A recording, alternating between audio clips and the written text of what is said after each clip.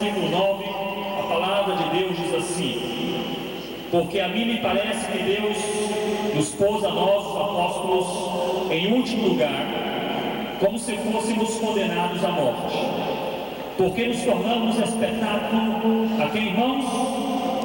Ao mundo, tanto a anjos como a homens. Versículo 10: nós somos loucos por causa de Cristo, e vós sábios em Cristo, nós fracos e vós fortes, vós nobres e nós desprezíveis.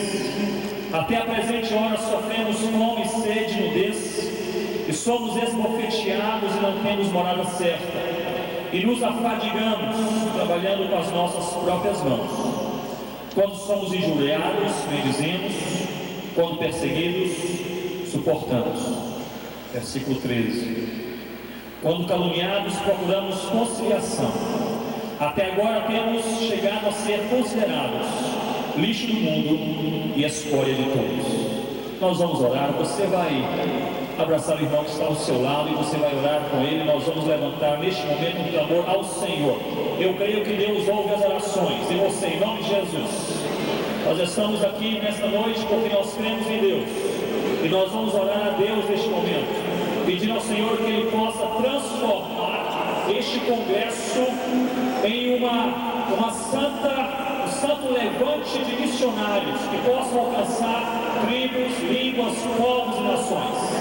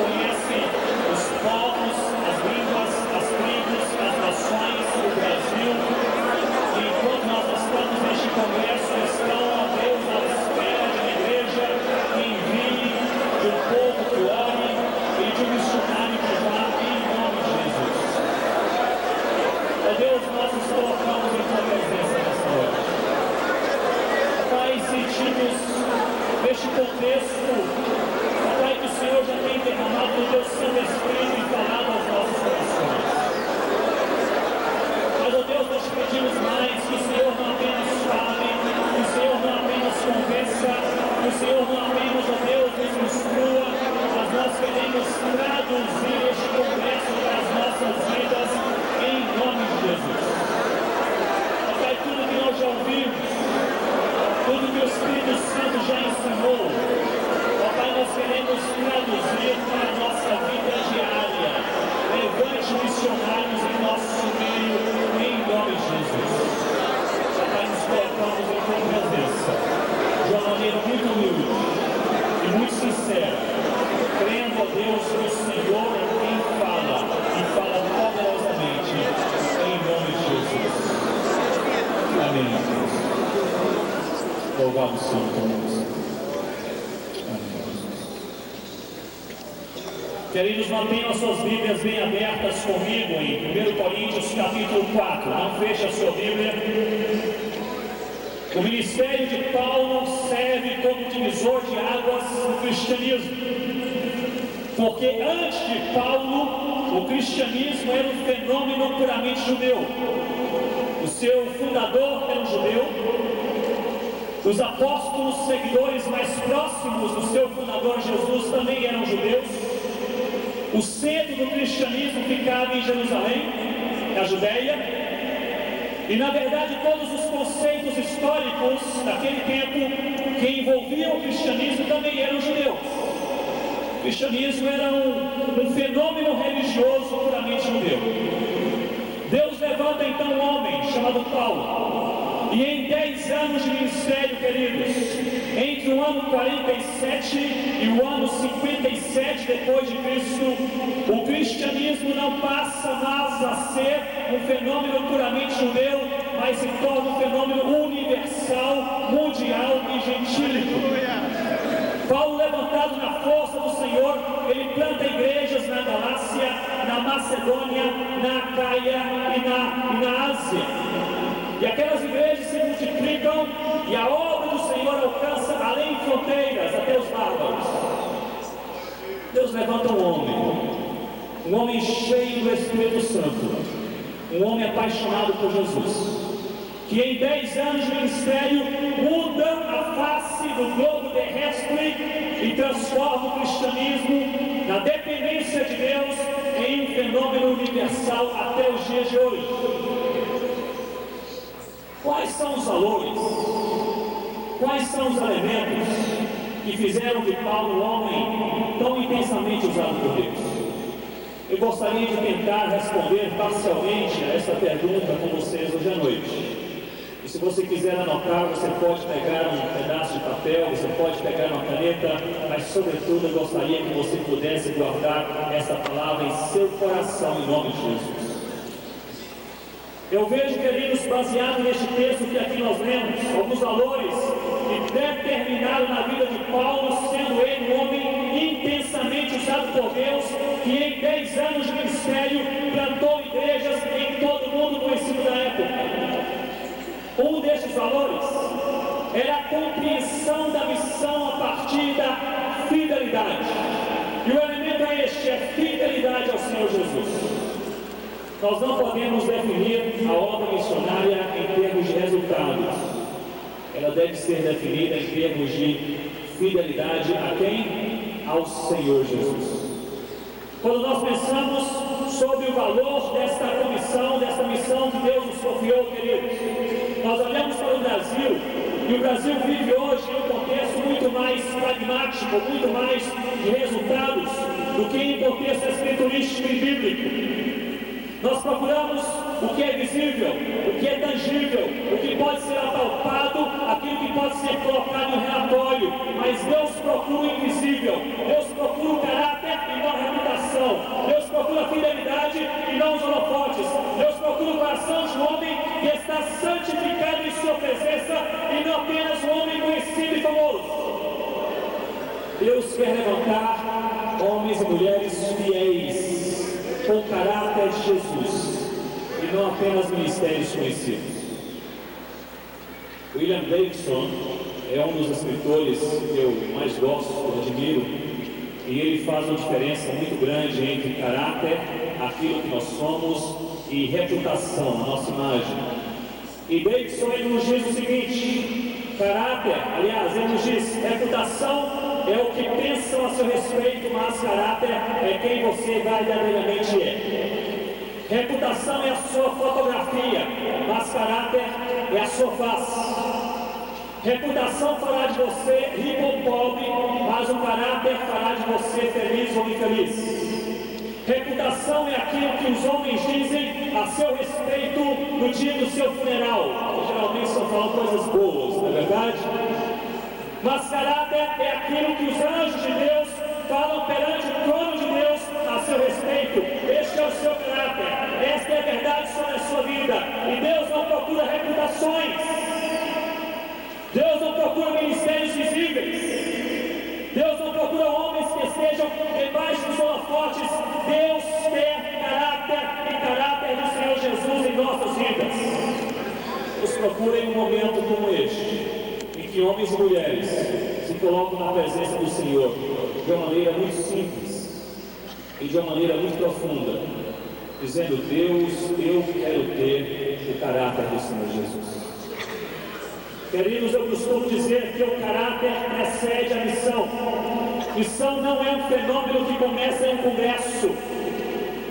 Missão não é um fenômeno que começa em um grande movimento. Missão é um fenômeno que começa no coração coração de um homem e de uma mulher quebrantado, piedoso, avivado, cheio do Espírito Santo, zeloso, dependente do Senhor Jesus, com caráter de Cristo e fiel. É aí que começa a missão da igreja, é aí que começa o grande avivamento, é aí que começa a igreja a se mexer, a partir do coração de um homem, a partir do coração de uma mulher, que diz: Deus, eu quero ter o caráter do Senhor Jesus. Vamos falar juntos. Deus, eu quero ter o caráter do Senhor Jesus. Mais uma vez, Deus, eu quero ter o caráter do Senhor Jesus. Queridos, quando nós olhamos para o texto, olhem comigo, 1 Coríntios capítulo 4, e nós vemos aqui no versículo, logo no versículo 9, o texto nos diz o seguinte: porque a mim me parece que Deus expôs a nós, os apóstolos, em último lugar, como se fôssemos condenados a que, irmãos? A morte. Porque nos tornamos espetáculo ao mundo, tanto a anjos como a homens. A palavra grega para espetáculo aqui usada no original, escrito por Paulo, é justamente teatron, que vem de teatros. E essa palavra teatros significa, em português, poderíamos falar teatro ou espetáculo. Literalmente significa o seguinte: você está sendo observado. Porque teatro em grego é mais ou menos o que está acontecendo aqui neste momento. Eu estou falando, eu estou gesticulando, e vocês estão me ouvindo, e vocês estão me observando. Quando o apóstolo Paulo, inspirado por Deus, diz que nós, a igreja representada pelos apóstolos, somos como espetáculo ao mundo, como teatros ao mundo, ele quer dizer o seguinte: vocês estão sendo observados. Vocês estão sendo observados de perto. E ele diz: observados por quem? E ele completa: observados pelo mundo, tanto a anjos como a homens, tanto pelos anjos como pelos homens. Interessante, se fôssemos observados apenas pelos homens, nós poderíamos falar que essa observação teria como finalidade a conversão e a pregação do Evangelho, não é isso? Mas nós somos observados também, segundo o texto, pelos anjos. E eu creio que ninguém aqui está sendo chamado por Deus para pregar aos anjos e convertê-los.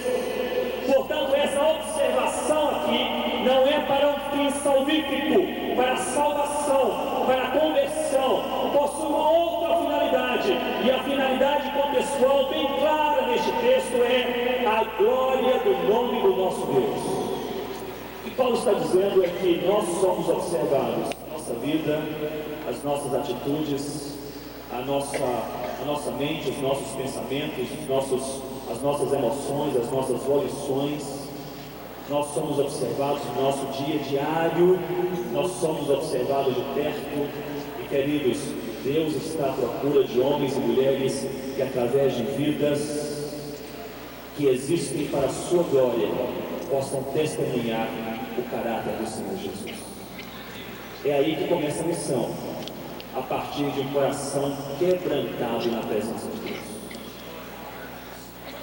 No dia 13 de agosto de 1727, ocorreu um fenômeno na antiga Saxônia, em que o Espírito Santo de Deus caiu sobre um povo que passou a ser chamado depois de moravos ou moravianos. E naquele dia, aquela turma reunida naquela pequena capela, na cidadezinha de Heilmut, eles oravam dizendo: Deus, nós queremos fazer a diferença na terra.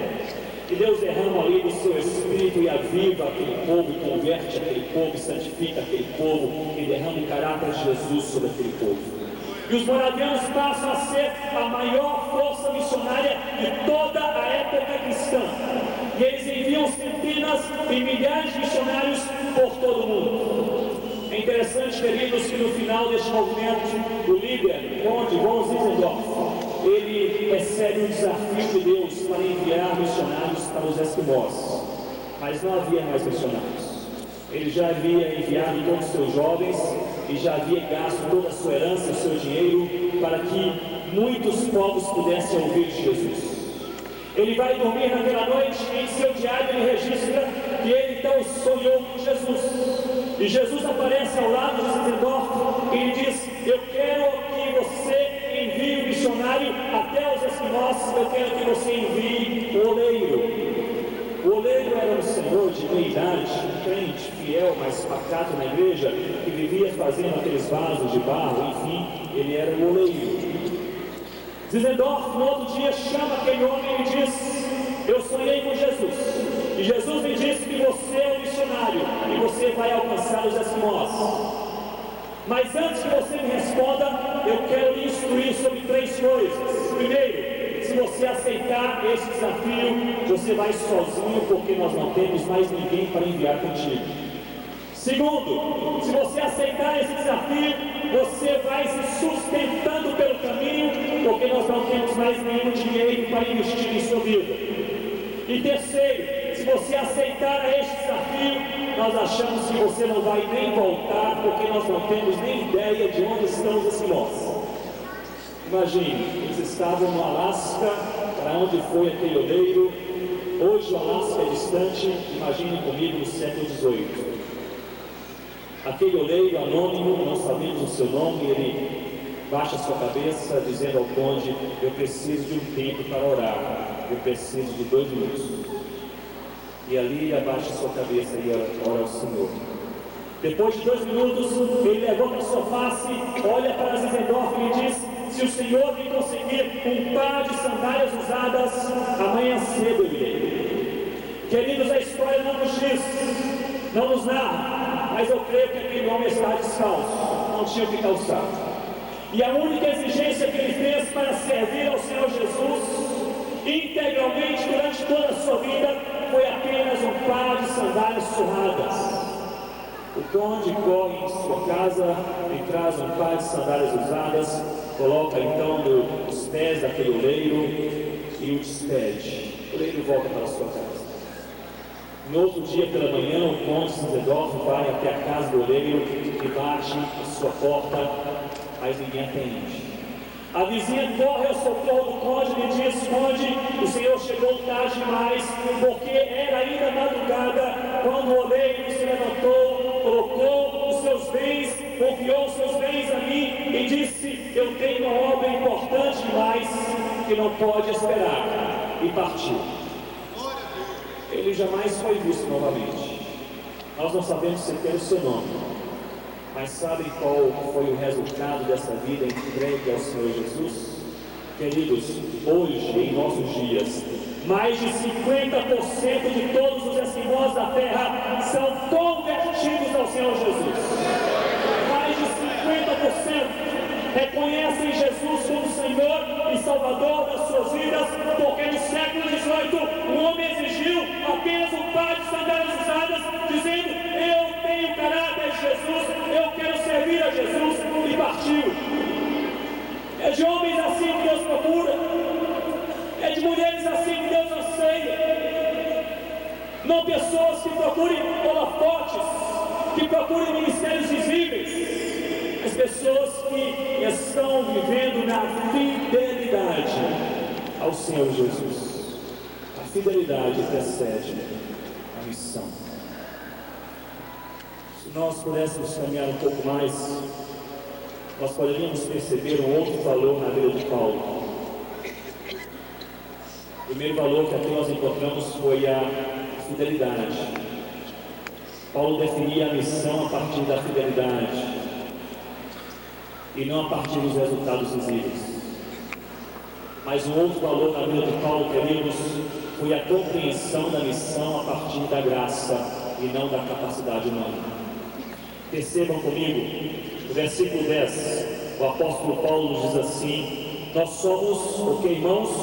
Loucos, nós somos fracos, nós somos desprezíveis. Versículo 13, somos considerados lixo do mundo e escória de todos. Em outras palavras, Paulo está dizendo: nós não somos apóstolos porque nós somos capazes, nós somos apóstolos por causa da graça de Jesus.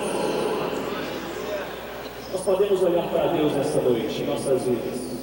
Você que está sendo chamado pelo Senhor para a obra missionária, você que é pastor, que é ministro, que é obreiro, você que tem um ministério específico, você olha para Deus nessa noite e você diz: eu não fui chamado, eu não sou obreiro, eu não sou ministro porque eu sou capaz, eu sou ministro por causa da graça de Jesus.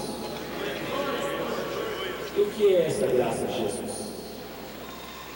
Philip Yancey, que nos escreve de maneira tão preciosa a respeito da graça, ele nos diz o seguinte: não há nada que você possa fazer para Deus te amar mais, e não há nada que você possa fazer para Deus te amar menos. Isto é graça de Deus. Deus te ama da forma como você é, Deus te ama da forma como você está. Eu quero lhe falar uma coisa muito importante nesta noite, que Deus colocou no meu coração, vindo de Vitória aqui para São Paulo. Você é precioso para Deus. Você é precioso para Deus. Minha irmã, você é preciosa para Deus. Em nome de Jesus.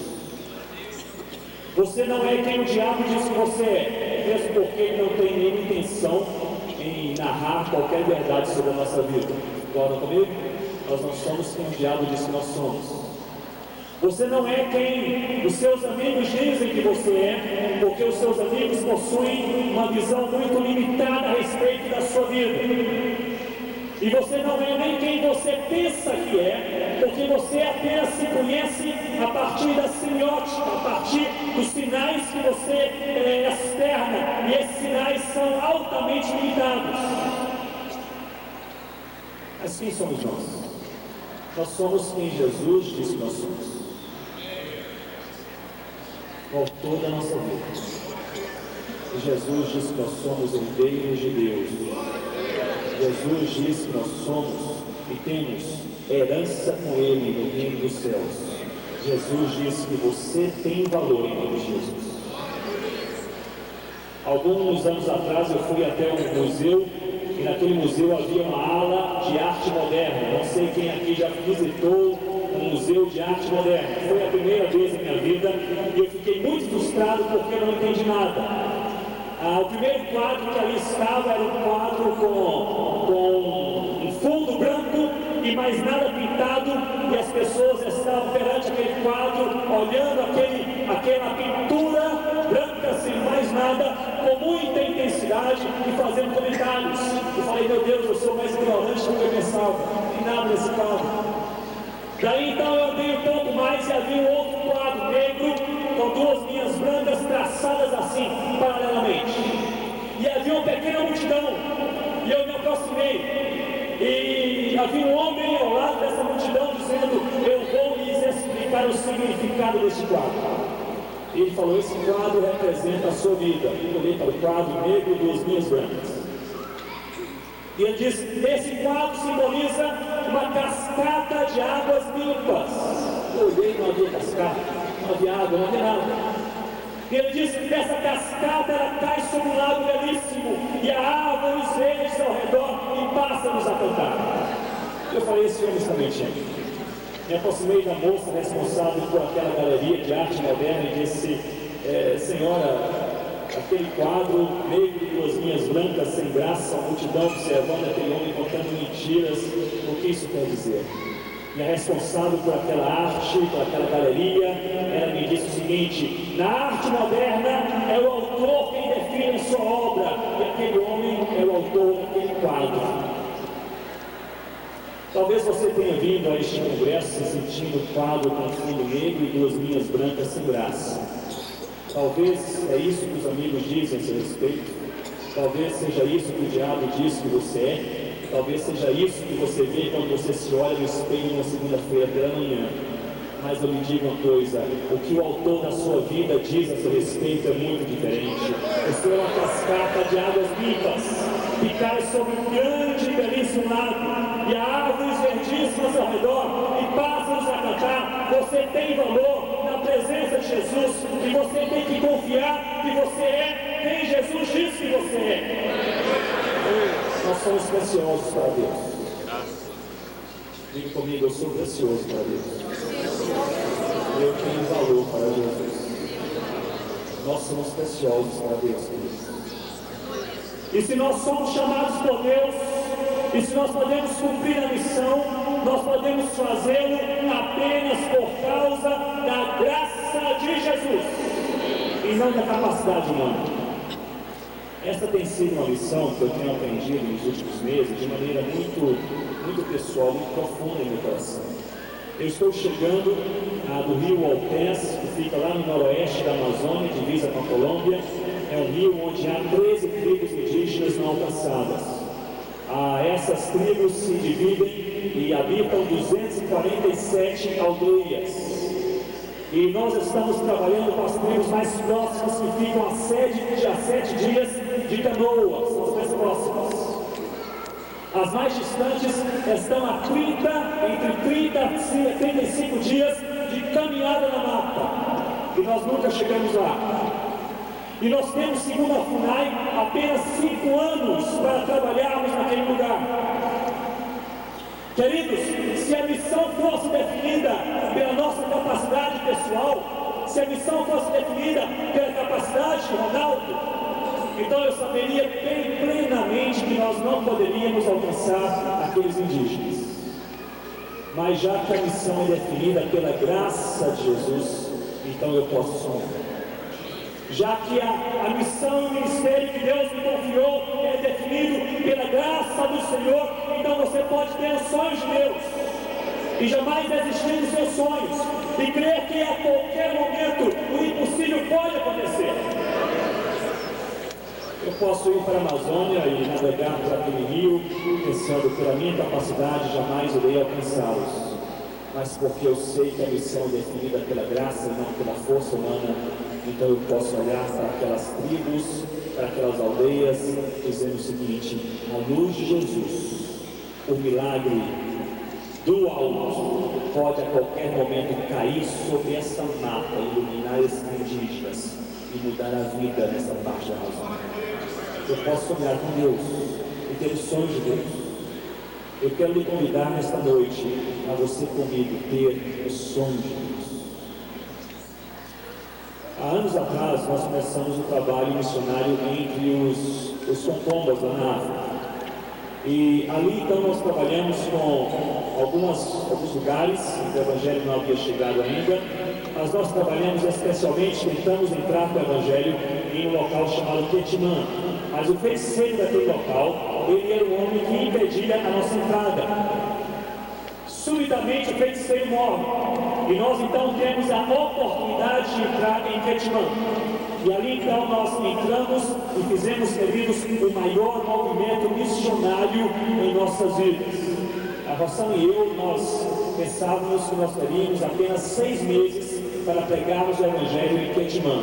E nós então colocamos todos os líderes da igreja Concomba em prontidão, em alerta. Nós fizemos um grande movimento missionário. Nós chamamos 5 equipes de louvor, de 5 igrejas centrais Concombas. Cada equipe de louvor Concomba tem 5 tambores. Então nós tínhamos 25 tambores. E ali aquela equipe de louvor veio e preparou o caminho e foi para Quetimã, depois os pastores nativos, depois os evangelistas nativos e depois eu cheguei. E ali então em Quetimã nós começamos a pregar o Evangelho durante semanas.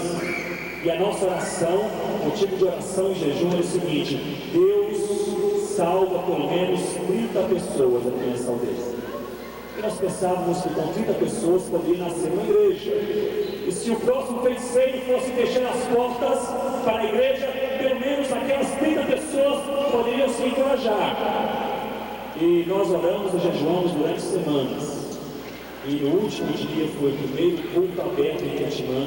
Depois de semanas de trabalho, havia ali centenas e centenas de concombas sentados embaixo daquelas mangueiras.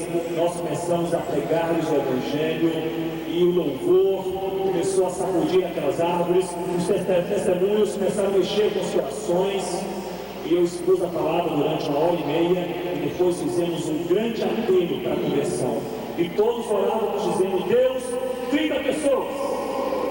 Queridos, foi o dia em que eu tive a maior decepção na minha vida, como missionário, confesso.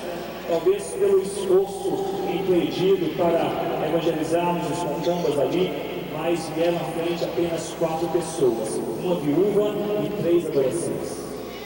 A viúva na cultura concomba não podia morar nem dentro da aldeia, porque morava excluída da sociedade. E não podia conversar com pessoas casadas. Os adolescentes também não poderiam conversar com pessoas mais velhas, culturalmente falando. Eu olhei para aquelas 4 pessoas e me perguntei, mas Deus, que igreja é essa? Uma viúva, 3 adolescentes, na cultura tribal, eles não podem nem se comunicar direito. Que igreja é essa que está aqui nascendo? E eu fiquei muito inquieto e comecei a pregar um pouco mais, fiz um outro apelo, mas ninguém se converteu. E voltei para a aldeia de Comi e voltei muito frustrado.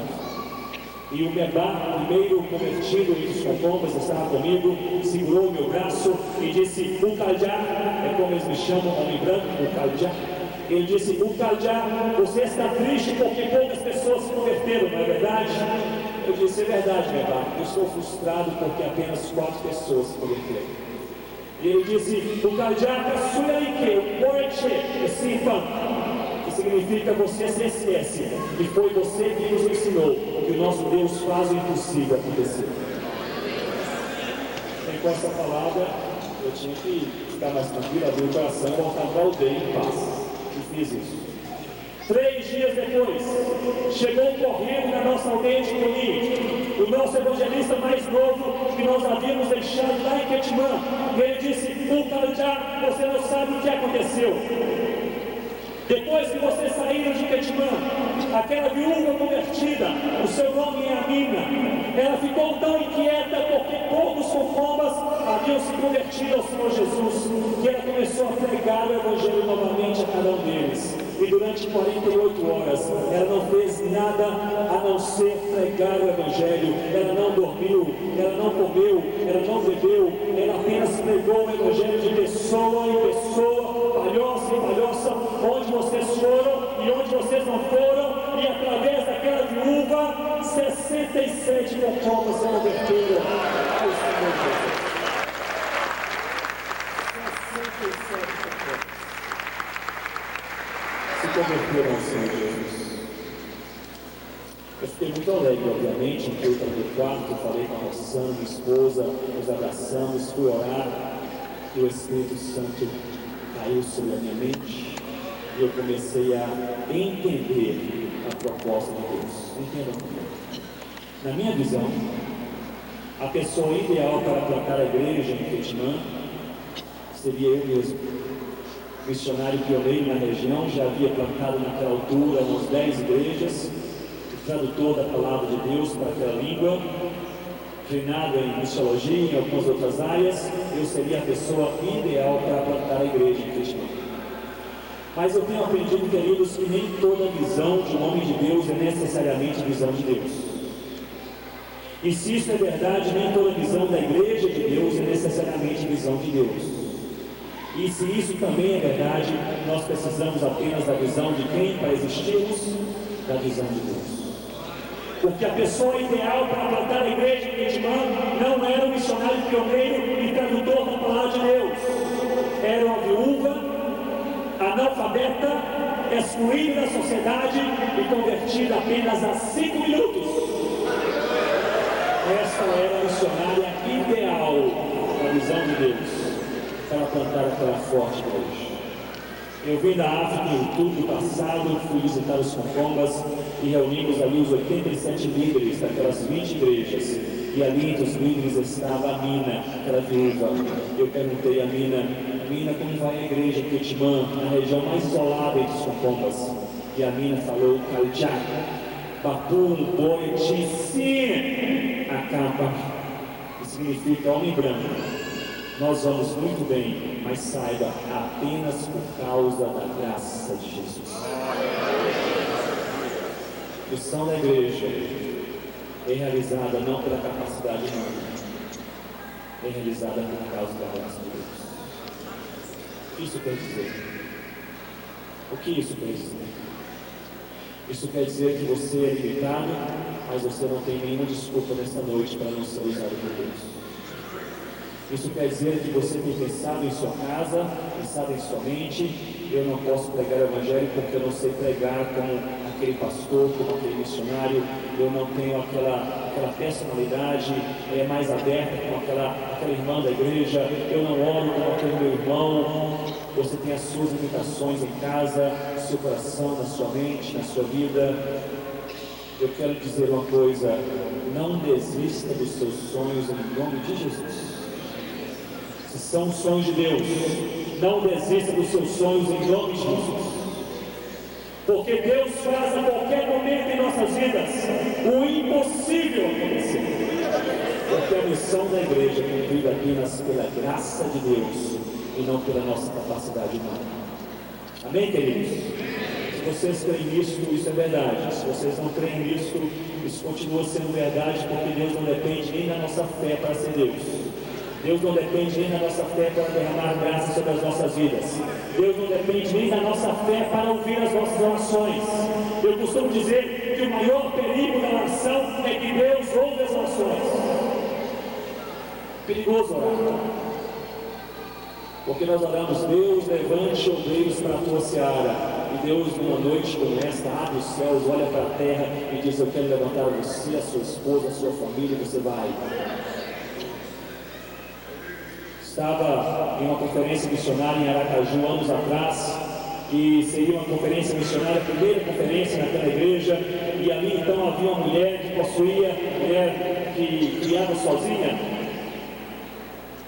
2 filhos já jovens, e essa senhora tinha o maior medo daqueles jovens serem chamados para a obra missionária, e proibiu aquele casal de filhos de ir na igreja naquele final de semana. Falou: olha, o negócio aí é complicado, tem uma conferência missionária, o pessoal faz apelo, vai que Deus chama um de vocês, o negócio aí fica ruim, porque eu quero ter-los aqui vivendo ao meu lado. O meu sonho é ver os meus filhos e meus netos aqui ao meu lado. Vocês não vão para a igreja, eu proíbo. Os meninos não foram. Sexta-feira à noite, Deus abençoou. Sábado à noite, domingo pela manhã, mas ninguém havia atendido ainda um apelo missionário. Então aquela senhora achou que tudo estava meio tranquilo, e chegou em casa no domingo à tarde e falou: meus filhos, ninguém ainda foi à frente atendendo a um apelo missionário. Então eu acho que a conferência está assim meio devagar, meio tranquila, vocês estão liberados hoje à noite. E aquela noite foi uma noite muito especial, e Deus derramou da sua graça sobre aquela igreja. E ao final daquela mensagem, em um apelo missionário, eu dizia que venham à frente aqueles que Deus chama nesta noite para a obra missionária. Eu sabia da história, eu olhei para aqueles meninos, eles não vieram à frente, mas a primeira pessoa a vir à frente foi aquela mãe. E a última notícia que eu tive dela é que ela está se preparando para ser missionária na Papua Nova Guiné. Queridos, orar é um mecanismo muito perigoso, porque Deus ouve as orações. Graças a Jesus. Vamos caminhar um pouco mais. Primeiro elemento que nós falamos foi a fidelidade. Segundo elemento foi a graça. A obra missionária é realizada não pela capacidade humana, mas sim pela graça de Deus. E o terceiro elemento aqui, bem registrado, é a motivação. Qual era a motivação de Paulo? Para ser esse homem intensamente usado por Deus. Versículo 11 que nós lemos, Paulo diz assim: até a presente hora sofremos. Ele diz: fome, sede, nudez, fomos esbofeteados, sem morada. No versículo 12, nós nos cansamos. O que movia Paulo a perseverar no chamado de Deus?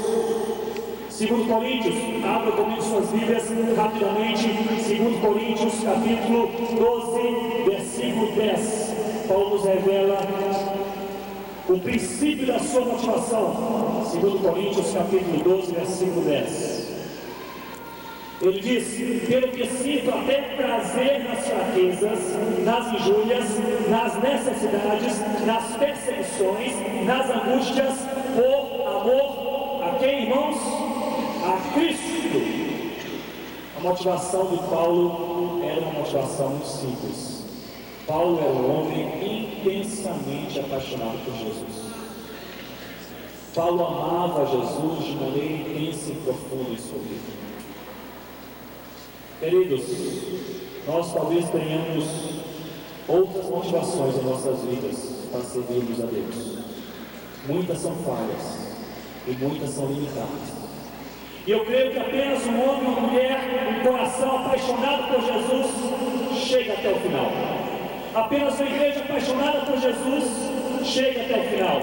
E Paulo chegou até o final, chegou até Roma, chegou até o martírio, chegou até o último dia da sua vida, não porque ele procurava visibilidade apostólica, mas porque Paulo era um homem apaixonado por Jesus. Queridos, eu sou apaixonado pela minha esposa. Eu me lembro que eu me apaixonei por ela há cerca de 14 anos atrás, quando nós começamos a namorar. E eu me lembro que eu era seminarista. E como seminarista, e um rapazinho apaixonado por aquela namorada, eu acordava pela manhã, não pensando em teologia, nem pensando em grego, nem em hebraico no seminário. Eu acordava pela manhã pensando apenas em uma coisa: eu queria satisfazer os desejos e até mesmo os caprichos da minha namorada. Uma igreja apaixonada por Jesus é uma igreja que quer realizar os desejos de Jesus. Jesus possui muitos desejos. Eu dei um dever de casa para os concombas certa vez, para eles lerem e marcarem todos os desejos de Jesus expressos no Evangelho segundo Marcos. Jesus tem muitos desejos, mas eu quero trazer a sua atenção nesta noite apenas um desses desejos. Jesus, preste atenção nisso, olhe bem para mim. Jesus deseja ser conhecido por todos os povos da terra. Jesus deseja ser individual e pessoalmente conhecido por todos os povos da terra. Entretanto, segundo a World Mission International, há ainda 2.227 povos que desconhecem totalmente o nome de Jesus. Apenas no nosso país nós temos ainda, e eu falo isso com muita vergonha no coração, 103 tribos indígenas brasileiras, sem nenhuma presença missionária, e 40 tribos estão abertas para o Evangelho hoje, mas não ouvem Jesus porque nós não temos missionários. Há mais de 2 milhões de pessoas, apenas no norte de Gana, que desconhecem inteiramente o Evangelho de Cristo. Mais de 3.500 línguas que não tem sequer um versículo bíblico traduzido para seus idiomas. Mais de 200 milhões de africanos animistas fetichistas do coração da África negra que desconhecem o Evangelho de Jesus.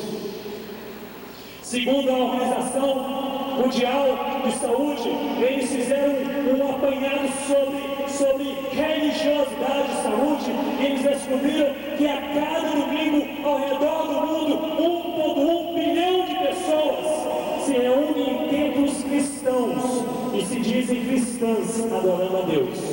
Mais de 1 bilhão de pessoas, mais de 1 bilhão de cristãos, todo domingo na igreja dizendo: Deus é meu Deus, Jesus é meu Salvador.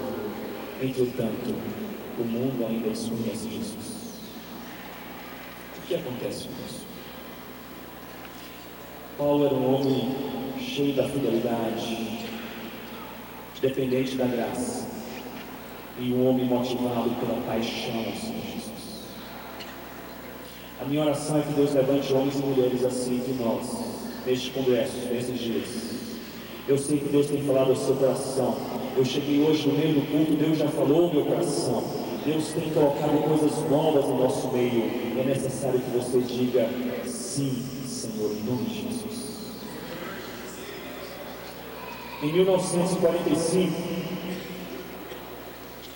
havia uma mulher nova-iorquina chamada Sophia Miller, que passou por uma praça em Nova York, e ali havia um pregador de praça pregando a palavra de Deus, e ali ela se converteu, dobrou seus joelhos e se entregou para a obra missionária.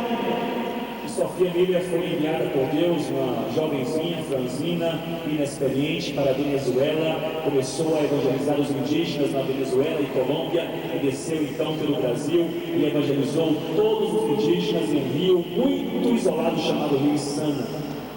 Eu conheço aquela região, e aquela região é isolada até os dias de hoje. Imagine comigo, em 1945. E ali então ela pregou o Evangelho aos Curipaco e aos Baniwa, aquelas duas tribos, e elas foram maciçamente convertidas ao Senhor Jesus. E há cerca de 2 meses atrás eu participei de uma conferência missionária com os indígenas convertidos naquela época durante o ministério da Sofia Miller. E havia 2 indígenas já bem velhinhos, e eram as pessoas que remavam para a Sofia Miller. Eu chamei e lhes perguntei como era a Sofia Miller. Eles então me responderam: pastor, Sofia Miller era uma mulher de Deus. Ela pregava durante o dia, e nos fazia remar durante a noite, porque ela dizia: eu não posso perder tempo. Eu lhes perguntava: ela ajudava a remar? Eu disse: não, ela não tinha tempo para remar, porque durante as noites nós remávamos indo de aldeia para aldeia. Ela ficava com a lamparina acesa, traduzindo a palavra de Deus para a língua puritana. E aquela conferência foi algo belíssimo. Acontece da seguinte forma: uma vez por ano, um representante crente no Senhor Jesus de cada aldeia alcançada pela Sofia Miller sai com uma bandeira branca, segura em sua mão direita e caminha durante dias e percorre rios durante dias, até que chegam em uma grande clareira, e ali ficam as suas bandeiras e ficam de joelhos e oram dizendo: Deus, obrigado, porque há muito tempo atrás o Senhor chamou a Sofia Miller e ela disse sim. E eles, cada um representando uma igreja, dizem: louvado seja o teu nome, porque o Senhor falou ao coração de uma mulher lá em Nova York, em uma praça, e ela disse sim. Sofia Miller faleceu há cerca de 3 anos atrás, com 93 anos de idade, na América, depois de devotar mais de 40 anos de serviço ao Senhor Jesus na Amazônia. E antes de falecer, um jornalista evangélico que ele procurou, ele perguntou: Sofia Miller, como foi o seu chamado? Ao que ela respondeu: eu jamais tive um chamado, eu li uma ordem e obedeci. Eu jamais tive um chamado, eu li uma ordem e obedeci. Não foi preciso um anjo descer do céu, uma luz aparecer no meio do caminho. Está na palavra de Deus. Nós conhecemos o suficiente da palavra de Deus. Queridos, não nos falta no Brasil teologia, não nos falta pregação, não nos falta conhecimento, falta-nos vida.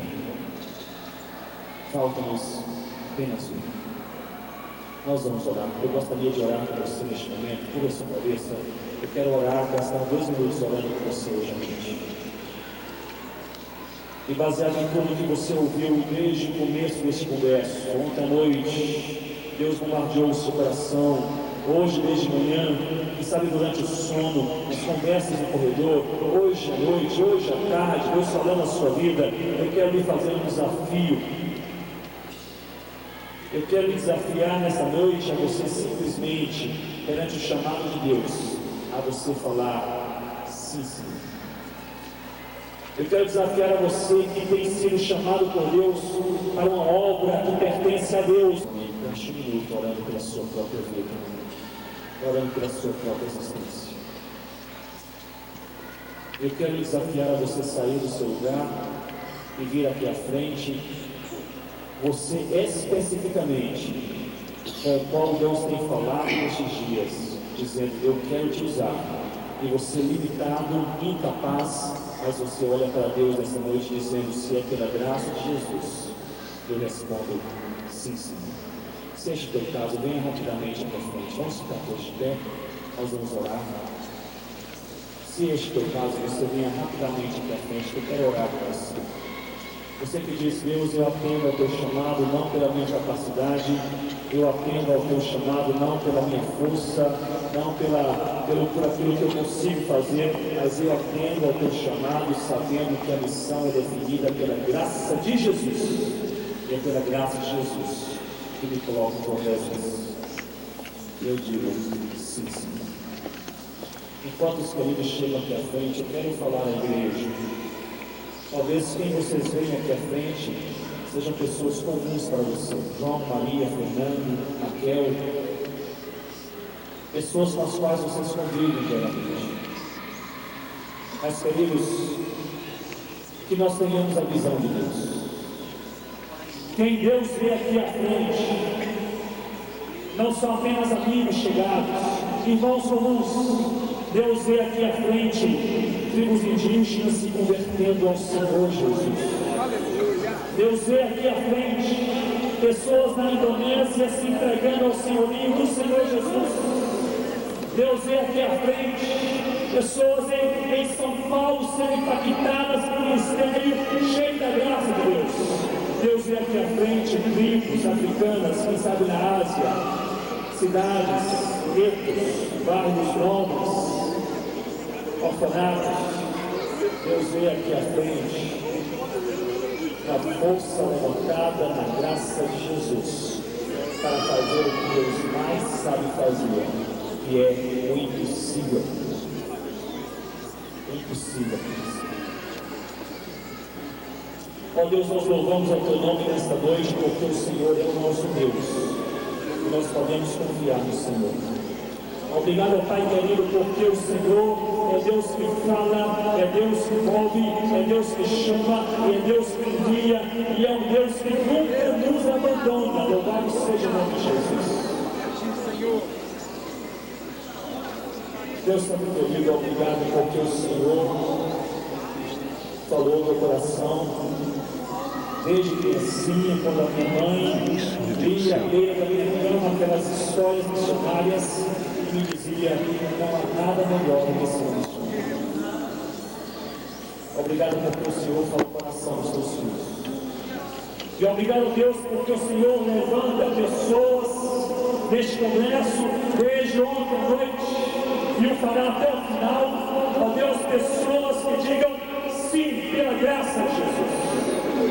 Nós queremos falar o óbvio nessa noite, ó Deus. Nós somos limitados.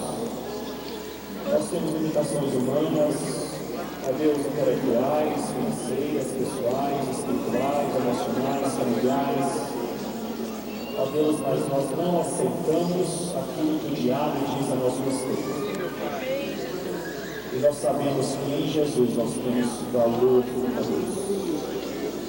E é porque nós cremos em Jesus e pela graça de Jesus que nós falamos sim, Senhor. Ó Deus, nós apenas falamos sim, Senhor.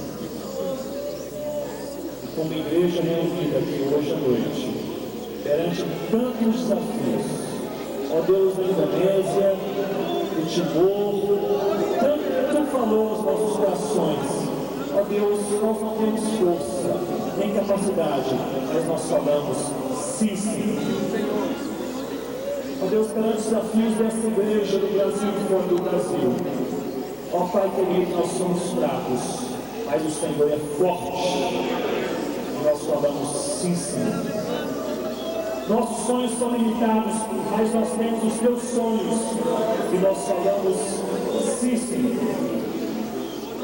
Ó Pai, nós não podemos fazer nada, mas nós cremos que o Senhor faz o impossível acontecer. Então nós falamos sim, Senhor. Eu quero te servir, Jesus. E nós falamos na dependência do Senhor Jesus. Amém, Deus. Amém. Dê um abraço no seu irmão, na sua irmã que está ao seu lado. E diga: sim, Senhor, nós vamos caminhar na direção de Deus. Eu cumprir a missão que Deus nos confiou em nome de Jesus.